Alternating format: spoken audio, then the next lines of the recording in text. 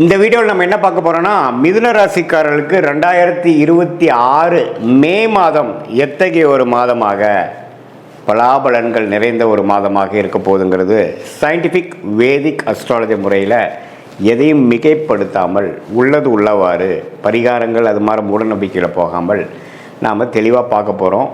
இதில் பார்த்திங்கன்னா ஆண்டு கிரகம் என்று சொல்லப்படுகிற குரு, சனி, ராகு, கேது மிதுன ராசிக்கு எப்படி ஒரு அமைப்பு இருக்குது, அதே சமயத்தில் மாத கிரகமாகிய ராசி அதிபதி புதன், சூரியன், செவ்வாய், சுக்கிரன்லாம் எது மாதிரி அமைப்பில் வருது, அதை வைத்து உங்களுக்கு வரக்கூடிய வாழ்க்கை சம்பவங்கள் எது மாதிரி இருக்குது, எது மாதிரி விஷயங்களுக்காக நம்ம எதிர்பார்க்கலாம், எது மாதிரி அமைப்புகள் காத்திருக்கிறதுங்கிறது நம்ம துல்லியமாக சயின்டிஃபிக் வேதிக் அஸ்ட்ராலஜியில் முறையில் 2026 மே மாதம் மிதுன ராசிக்கு எப்படி இருக்க போகுதுன்னு இந்த வீடியோவில் பார்க்க போகிறோம். இப்போ பாருங்கள், ராசிக்குள்ளேயே குரு இருக்கிறார், 10ஆம் இடத்துல சனி இருக்கிறார். ராஜோகாதிபதி சனி இருக்கும் பொழுது கடந்த ஒரு வருஷமாக பல புரட்சிகளையும் பல முயற்சிகளையும் செய்து கொண்டு இருக்கக்கூடிய மிதுன ராசிக்காரர்கள் தொழிலாக இருந்தாலும் சரி, வேலையாக இருந்தாலும் சரி, நிறைய முயற்சிகள் செய்கிறீங்க. அப்ஸ் அண்ட் டவுன்ஸ் வருது, ஆனால் அதில் போராடி போய் கொண்டிருக்கிறீர்கள். அதில் யோகங்களும் இருக்குது, சில குறைபாடுகளும் உண்டு. ஆனாலும் யோகங்கள் அதிகமாக வரக்கூடிய அமைப்புகள் உண்டு. அதே சமயத்தில் ராகு 9ஆம் இடத்திலும் கேது 3ஆம் இடத்திலும் இருந்து ஒரு மாதிரியான பலனை கொடுத்து கொண்டிருக்கிறார். இதில் ராகு குருவின் பார்வை பெறுகிறாருங்கிறது ஒரு நல்ல விஷயம். இப்படி ஒரு அமைப்பு இருக்கிறப்போ உங்களுடைய மாத கிரகமாகிய ராசி அதிபதி புதன் எப்படி இருக்கிறாருன்னா 11ஆம் இடத்துல இருக்கிறார். மாதத்தின் ஸ்டார்ட்டில் 3rd and 4th week, second half of May என்ன ஆகிறாருன்னா புதனே பார்த்திங்கன்னா 12ஆம் இடத்துக்கு அதுக்கு பிடித்த சுக்கிரனோட வீட்டில் வரார். ஸோ அருமையான ஒரு அமைப்பு மிதுன ராசிக்காரர்களுக்கு பொறுத்த வரைக்கும் மே மாதத்தில் நல்ல ஒரு அமைப்பு இருக்குது. ஏன்னா மெல்ல சனி விட்டு விலகிட்டார், செவ்வாய்ங்கிற கிரகத்தை விட்டு விலகிறார்.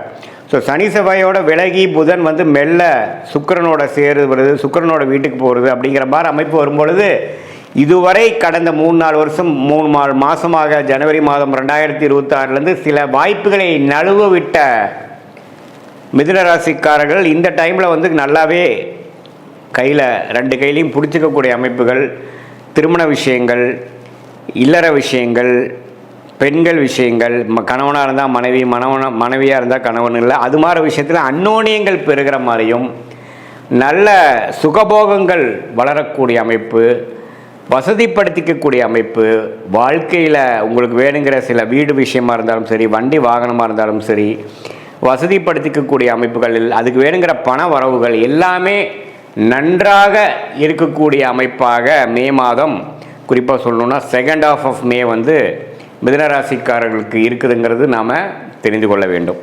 இது ஒரு அற்புதமான ஒரு விஷயம்.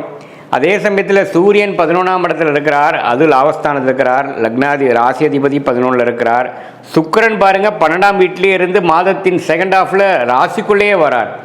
இதெல்லாம் பார்த்திங்கன்னா நம்ம யோகமான ஒரு அமைப்பு. இது மூலமாக இன்னுமே சில விஷயங்கள் நம்ம செஞ்சுக்கலாம்.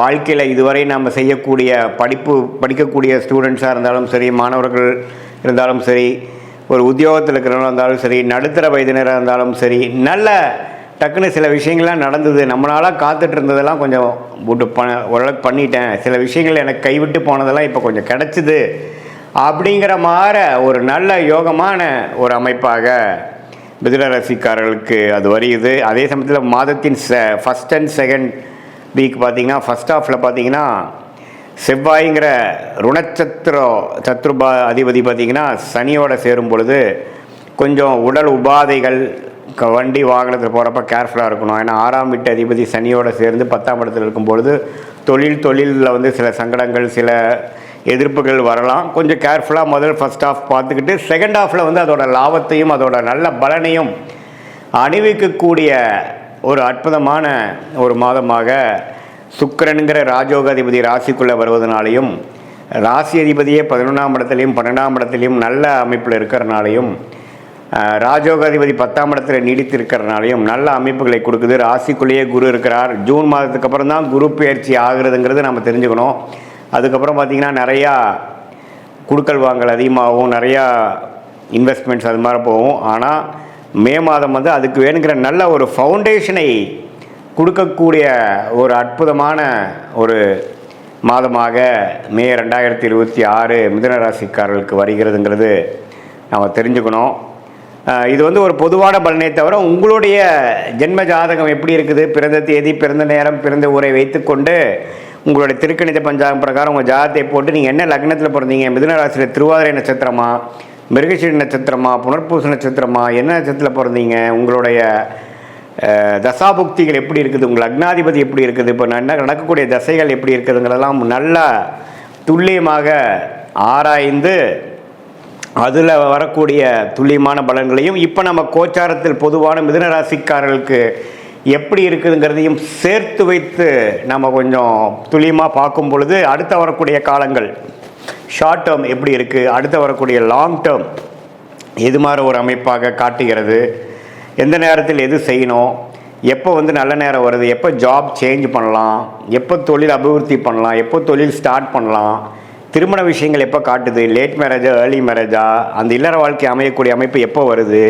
குழந்தை பேரு எதிர்பார்க்குறவங்களுக்கு எப்போ குழந்தை பேரு கிடைக்கிற அமைப்புகள் மனைவி ஜாதகம் மூலமாகவும் கணவர் ஜாதகம் மூலமாகவும் காட்டுகிறது, எது மாதிரி வேலைக்கு போகலாம், எப்போ நமக்கு படிப்புக்கேற்ற வேலை கிடைக்கும், ஹையர் ஸ்டடீஸ் படிக்கலாமா, வேலைக்கு போகலாமா, வெளிநாடா உள்நாடா, இது மாதிரி பல விஷயங்கள். அதாவது படிக்கிற பசங்களாக இருந்தாலும் சரி, இளைய வயதினராக இருந்தாலும் சரி, நடுத்தர வயதினராக இருந்தாலும் சரி, சீனியர் சிட்டிசனாக இருந்தாலும் சரி, அவங்களுக்கு வாழ்க்கையில் முடிவுகள் எடுப்பதற்கு ஏராளமான விஷயங்கள் இருக்கும் பொழுது இந்திய வேத ஜோதிடத்தான சயின்டிஃபிக் வேதிக் அஸ்ட்ராலஜி எந்த மிகைப்படுத்தல்களும் போகாமல் மூடநம்பிக்கையிலையும் போகாமல் ஒரு கிரகம் ஒரு மாதிரி இருந்தால் நீங்கள் என்ன கர்மாவை கரைத்து கொண்டு இருக்கிறீர்கள், என்ன மாதிரி பிராப்தங்கள் வாங்கி கொண்டிருக்கிறீர்கள், எந்த மாதிரி ஒரு தோஷங்கள் இருக்குது, பிராப்தங்கள் இருக்குது, எந்த விஷயத்தை நம்ம அவாய்ட் பண்ணலாம் நம்ம வாழ்க்கையில், எந்த விஷயத்தை நம்ம எடுத்து முக்கியத்துவம் கொடுக்கலாம் அப்படிங்கிறது நம்ம தெரிஞ்சுக்கிட்டோம்னா வாழ்க்கையில் எதிர்நீச்சல் போட்டு சமய விரயங்கள் பண விரயங்களை தவிர்த்து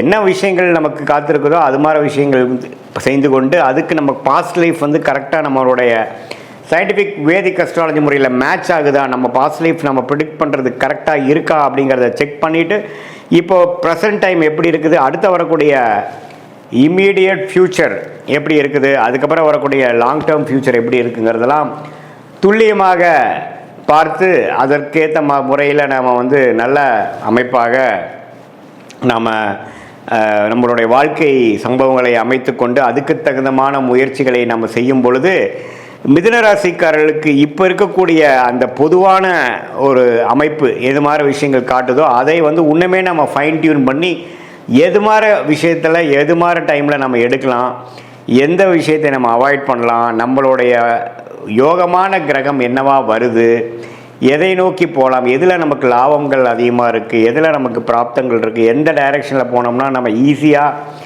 நம்ம எதிர்நீச்சல் போடாமல் எளிதில் நம்மளுடைய குறிக்கோள்களை நம்மளுடைய கோலை அச்சீவ் பண்ண முடியுங்கிறதை சயின்டிஃபிக் வேதிக் அஸ்ட்ராலஜி முறையில் தெரிந்து கொண்டேனால் கண்டிப்பாக வாழ்க்கையில் எதிர்நீச்சல் போடாமல் எளிதில் வெற்றி பெற முடியும் என்று சொல்ல விரும்புகிறேன். மீண்டும் மற்றொரு காணொளியில் சந்திப்போம்.